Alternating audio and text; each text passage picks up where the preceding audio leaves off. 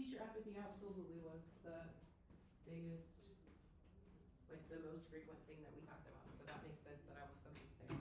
Okay, so for your paper, you have your annotated bibliography. Open it up. Look at your annotated bibliography. And on the sample paper, I'm gonna write out kind of the steps that I think are the best for you to go through to make this research paper from your annotated bibliography, right? So when you were researching, what did you search?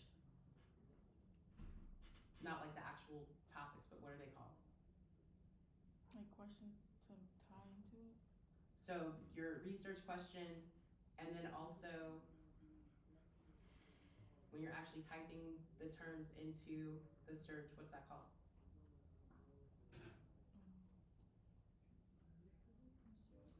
Say it again. Research. I don't understand the question. So I'm just looking for, whenever you were looking in the research, you typed in like your big keywords, right? Keywords or topics, yes? I thought of like questions. Like I did like questions. You typed in questions Yeah. and you found sources with full questions? Yeah. Like related to maybe. I wonder how your research would have changed if you just typed in big ideas instead of questions. Like they were related to it. Like I just made it like a question, so I found like one. I don't Until know. you found enough information to go with. Yeah. Okay, so for our annotated bibliography, after doing all of your research, you've read a lot, right? How many pages did you read? Did you count?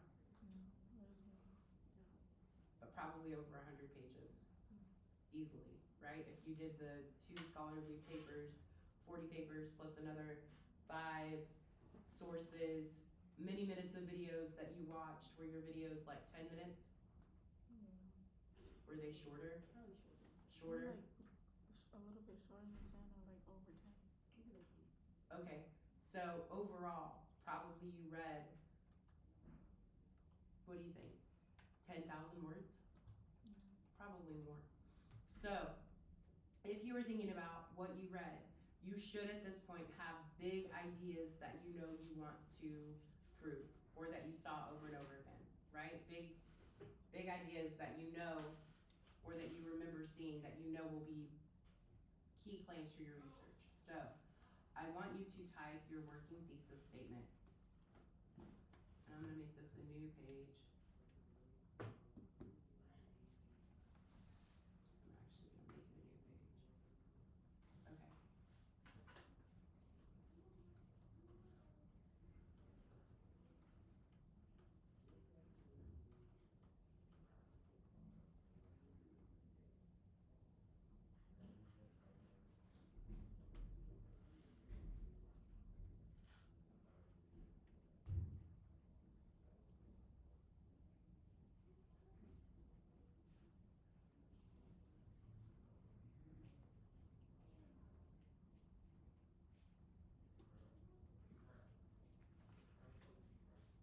Okay, so I'm just gonna say this. Of all the problems in education, one that may cause the most damage is teacher burnout. Is this the best thesis statement I could come up with? No. Is it a workable thesis statement for right now? Yes. Yes. Okay, so now I want you to make a list of 5 to 10 claims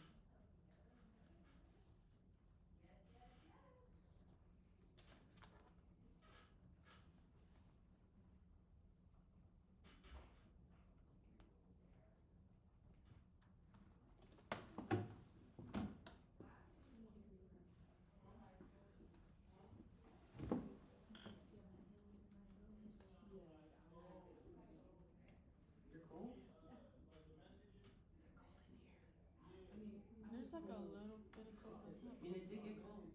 Alright, make a list of 5 to 10 claims, big ideas that you know to be true after completing your annotated bibliography, or any word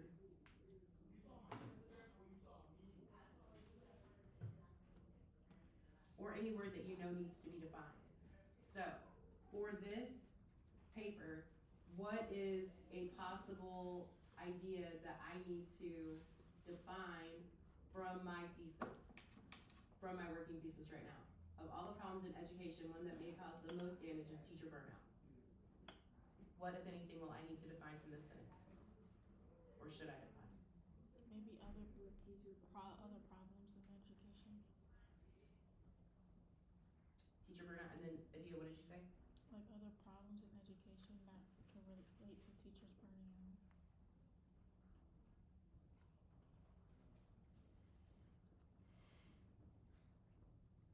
So I might want to do that before I get here, right? That would be part of the pre-work that I would do before my thesis in my bigger introduction.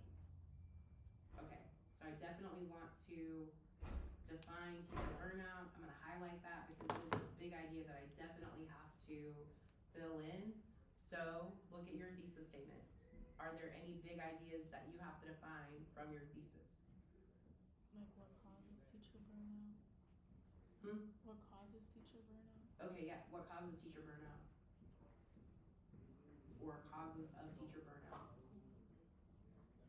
Why can I don't wanna highlight it.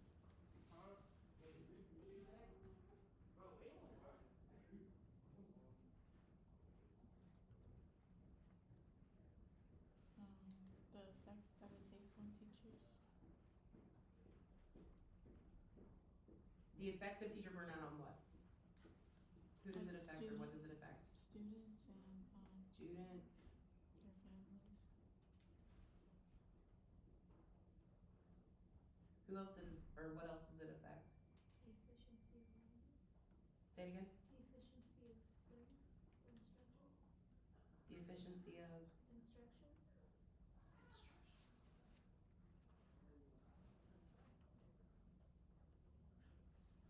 Instruction.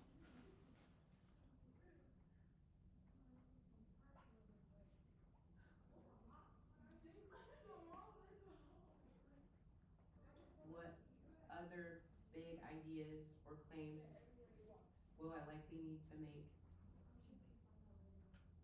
This is 3. Results.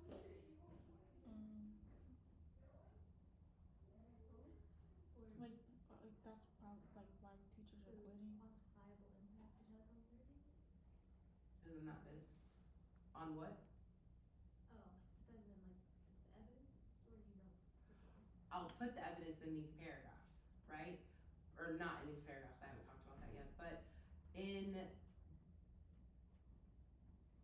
my mind, as you come up with these big claims that you're gonna make, after you have 5 to 10 major claims that you can make, you're gonna go through your sources and you're going to give at least 2 sources for each claim that you can rely on.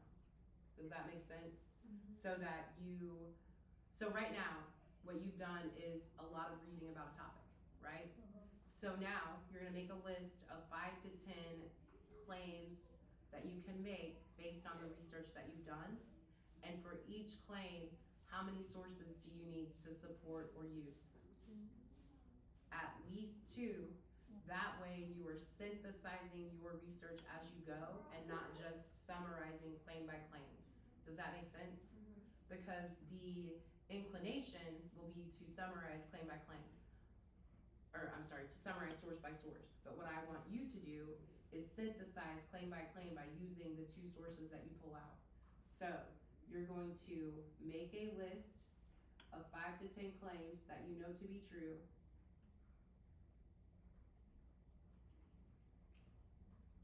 At least 2 sources. And then those are gonna be the 2 sources that you use to write your body paragraphs. Does that make sense? Okay, so do you have your 5 to 10 claims that you can make from your research about your own topic? Yes. Yes? Did you actually write them down? I didn't write it down, but So put them on paper, like let's get them out onto the document so that you know what they are. Because sometimes I'm like, yes, I do know what I'm gonna do. And then whenever I sit down to do it, I cannot do it. And that's devastation.